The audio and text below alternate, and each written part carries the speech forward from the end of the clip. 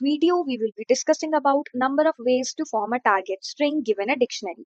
The problem statement is a bit complex. Let me explain you in simple words. So what they are saying is that in the input, we are given a string target and we are given an array of string words. Now these words, all of them are of the same length.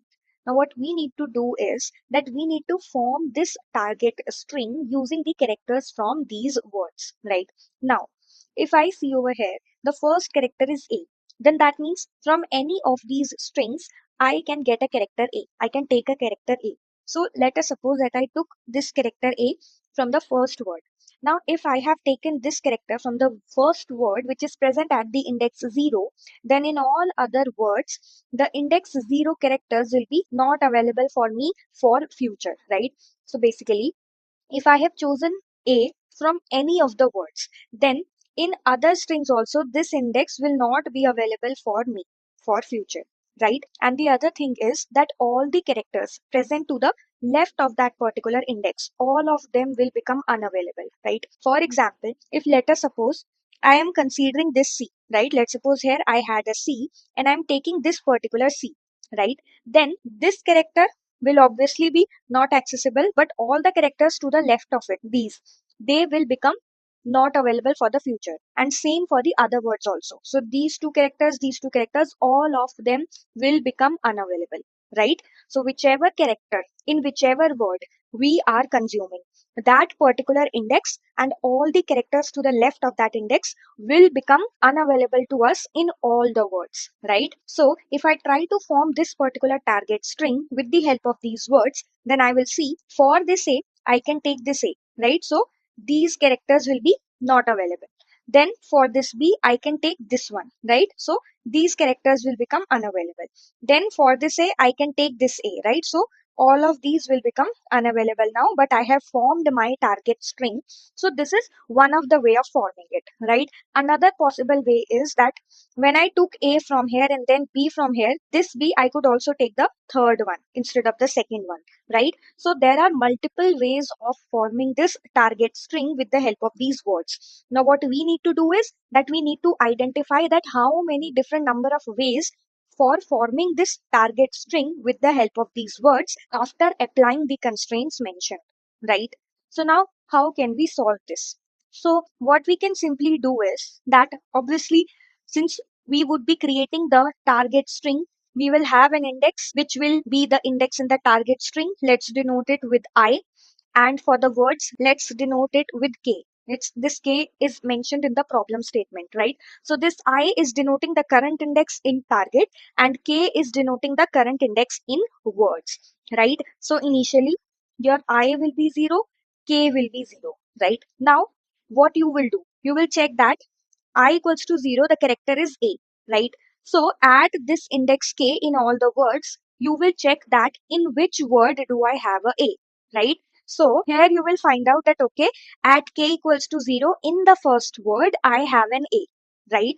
So what we'll do is now we will try to apply recursion that now I have got a. So now in the target string, I will move to the next index and in my word also, I will move to the next index. Why? Because when I have considered this index 0 from a particular word, then this index 0 will be inaccessible from all of the words, right? So that is why I will move my K also by 1, right? But now, what if here also A was present? So we need to check in all the words, right? Because if here also an A is present, so this A is giving us two ways, one with this A and one with this particular A, right? So we would create a branch again out of it and I would become 1, K would become 1 for this particular A, right? But in this particular case, what would you do? That at each point, you would iterate for K in all of these words and identify that if any of them is having the ith character of the target, right? Basically, when you wanted to find out A, so you would check the kth index in all of these words, that if any of one is A or not, right? So at each point you would iterate in this words array, right? But that would be inefficient. So for that, what we will do is that we will do some pre-processing so that we can reduce our number of operations a little bit, right? So see, if one A would be present here, then we had one more branch and I would be 1, K would be 1 again. And if here also we had an A, then we had another branch I equals to 1, K equals to 1, right? Now let's suppose with these A's, you are having only one way to create the target string. So this would return a 1, this would return a 1, and this would return a 1. And then you would add these three and you would get 3 as the answer, right? So instead of creating 3 branches, what we can do is that as part of our pre-computation, we can store that for each kth character in our word, what is the frequency of any of the character. Basically, when k is equals to 0, then if I know that in all of these words at k equals to 0, what is the frequency of A, what is the frequency of B, what is the frequency of C, and so on, right? So here I wanted A, right? So in this particular case, you would see that for k equals to 0, there is only one word that is having A at the 0th index. So then that means the frequency is 1.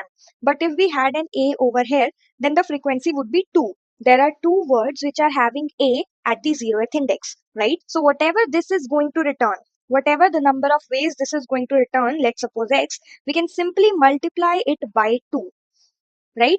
This 2 is nothing but the frequency of the kth character in these words, right? So for our pre-computation, what we will do is that for each kth character in the word, right? So as I said, the length of all these words is going to be the same, right? So the indices are 0, 1, 2, 3, right? So I'll create a 2D array or a vector of vector where the indices will be 0, 1, 2, 3. These indices are the indices of our words, right? And for all these indices, I will store the frequency of all the 26 characters, right? It is mentioned that our words will contain only lowercase English letters, right? So here we will store the frequency of all the characters, right? So at 0th index, how many A's are present, right? So here one is present, here we don't have, here we don't have. So the count is 1, right? Then at index 1, how many A's are present? So here 0, 0, 1. 1 is there. Then at index 2, here is C, here is B, and here is C. So it is 0. Then at index 3, 1 and 2, right? So 2. Then if we check for B, so at index 0, we have only 1, right? So its frequency will be 1. At index 1, we have 1. At index 2 also 1. At index 3 also 1. Then if we see for C, so at index 0, there is only 1. At index 2, we have 1C over here, right? So it will be 1. Then at index 2, here we have 1C and here we have 1C. So it will be 2. And at index 3, we don't have any C. So it will be 0, right? And rest of all these will be 0, 0, 0. So this will give us the frequency, right? So when we are at this particular point, right? So we are considering the index K that is 0, right? So we know that this is the row that we need to consider, right? Now in this particular row, which character are we going to consider? So here we have I equals to 0. The index in the target string is 0. And at 0th index, we have an A, right? So we will see at k equals to 0, that is in this particular row, what is the frequency of A? So that is 1. So whatever this is going to return, that will be multiplied by 1, right? So this is what we can do, right? And the other case would be that from index 0, from k equals to 0, you are not taking any A, right? Because here you could also take an A from the first index, right? Which is this particular A. You could also consider this A, right? So it is not necessary that we will have to always consider a character at a particular index, right? So here one more branch will come out which will denote that we have not considered the character which was present at k equals to 0. So when we have not considered, at that point our I is going to remain the same, right? Because we have not chosen this particular character from any of the words, but our k will be increased by 1. So this is the case of picking and this is the case of not picking, right? So these will be the two cases. And in this particular case, when we are taking it, we will multiply it with the frequency that we get from our frequency table, right? And then whatever this will return and whatever this will return, the number of ways, we will do a sum of those two because we need to count the number of ways, right? And then at the end, whatever are our number of ways, we will return it as our answer, right? So basically for this, we will be creating a 2D vector, right? What will be its size? So if you see, These indices are denoting the indices of the words, right? So whatever is the length of word. So here in this particular case, it is 4. So 4 into 26. 26 are the number of letters that we have, right? So basically, whatever is the length of a particular word length into 26. This will be the size of our 2D vector, right? And then after applying this particular recursion, we will memorize our solution to make it efficient, right? And again, for memorization, we will be using a 2D DP. Why 2D DP? Because two things will be changing here. One is the index of the target string and one is the index of the words. Now just think that what is going to be the size of our 2D DP? It will be the length of a particular word into the length of target, right? Because these two are indicating the indices in our words and target, right? So this is going to be the size of our 2D DP. The size can also be target length into word length. So whatever is the size that you give, you will have to maintain your indices accordingly, right? So let's quickly look at the code. So first of all, let's take the length of a single word. So we can say words of 0 dot length, right? This will give us the length of the word string. All the words are having the same length. So we took the first word's length, right? Then we'll create a vector of vector for storing our frequencies, right? Let's name it frequency. What is going to be the size? The word length, right? Into 26. Sorry. Vector in 26, and initially the frequency will be 0 for all, right? Then we'll run a for loop of I starting from 0 and it will go till words dot size. We will be checking all the words, and then inside this, for each of the word, we will run another for loop of j, right, till words of 0 dot size. Since all of them are having the same length, we can consider the 0th one, or you could give I also over here. Both the ways it will work, right? So what is the character? The character will be words of I of j, right? And then we can do a minus a so that it will give us the index and we can directly update that particular index in our frequency, right? So in our frequency, at the jth index, we will update the count of this character by 1, right? So once we have done this, now we will apply our recursion. For that, we will create a helper function. So you can give any relevant names. These are just some random names that I give. So let's see what are we going to pass in this. So this will return us the number of ways, right? So we will take a long over here because see, our number of ways can be very large, and whatever is the answer that we are returning, we will returning it by doing its modulo with 10 to the power 9 plus 7. It is mentioned in the problem statement. So then helper, and it will receive all our words, right? Then let's take the target as well. Then it is going to receive the two indices. One is the k and one is the index I, right?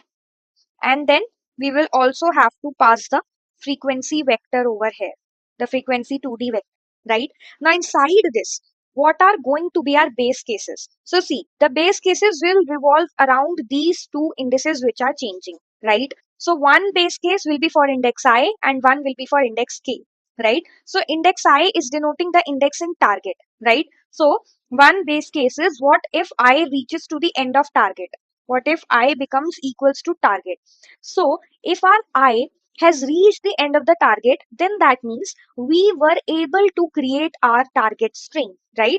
So in that particular case, we will return 1, that there is one way of creating a target string, right?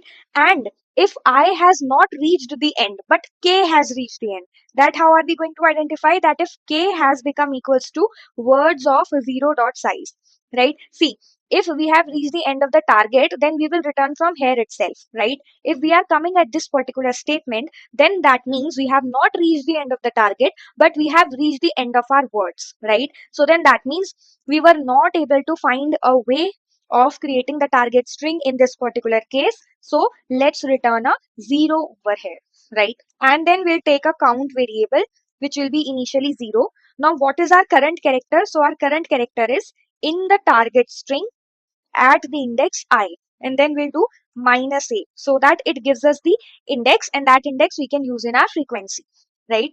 So now in the count, first we will take the case of not including, right? So when we are not considering this particular character, in that case, in our helper function, words will be passed as is, target will be passed as is. Now k will move to the next index, right? Because we are not considering the current index, but the index I will remain as is because we didn't consider, right? And frequency vector will pass as is, right?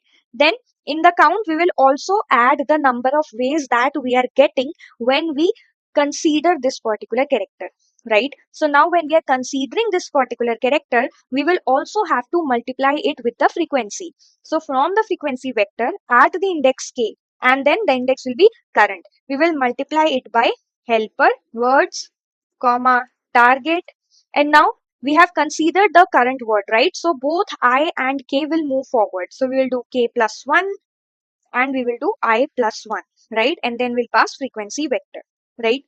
And then here we will return count modulo 10 to the power 9 plus 7. Okay. So now that we have written down the recursive code, let's apply memoization over here. So for memoization, we will have to first create a 2D DP, right? So we'll create a 2D vector over here. Let's name it DP. Its size will be the length of the word into the length of the target. So vector int target dot size, and initially all the values will be -1. And then in our helper function, what all are we going to pass? We are going to pass the words, then the target, then the two indices. Both will start from 0 initially, right? And then the frequency vector and then the DP vector. And whatever it will return, we will return that here because it will give us the number of ways, so we can return it directly. And then here we will receive our DP vector, right? We'll receive it. Here also we will pass our DP in both the recursive calls. Now here, before going inside, we will check that if DP of k comma I is not equals to -1, then return DP of k of I, right? If you see here, we created word length and then into target size, right? That is why we have taken k over here, because k is denoting the index in words and I is denoting the index in target, right? And then before returning here also, we will update that DP of k comma I is equals to count modulo 10 to the power 9 plus 7, right? So let's run this. So now if we talk about the time complexity, so if you see here, we are running two loops, right? This loop is running equals to the number of words that we are having, right? And this loop is running for the length of each word. The length is same, right? So this is nothing but the number of words into the length of the words, right? So if I write over here, so it's just words count multiplied by word length, right? And then we are calling this helper function, which is updating our DP, right? And the size of the DP is word length into target length, right? So that will be added. So it will be word length into the target length, right? So this is going to be our time complexity. Then coming towards the space complexity. So here we had taken a frequency vector, right? Its size is word length into 26, right? 26 is constant, so we can consider it as word length. And then for DP, we have taken word length into the target length. So it will be word length into target length, right? So this will approximately be equal to order of word length into target length, right? So I hope you understood the logic that we applied. And also here we are passing all of these variables by reference so that our code is efficient. So let's submit this. So if there are any clarifications needed, please write down in the comment section. So it got accepted. Thank you so much for watching. Please like the video and subscribe our channel.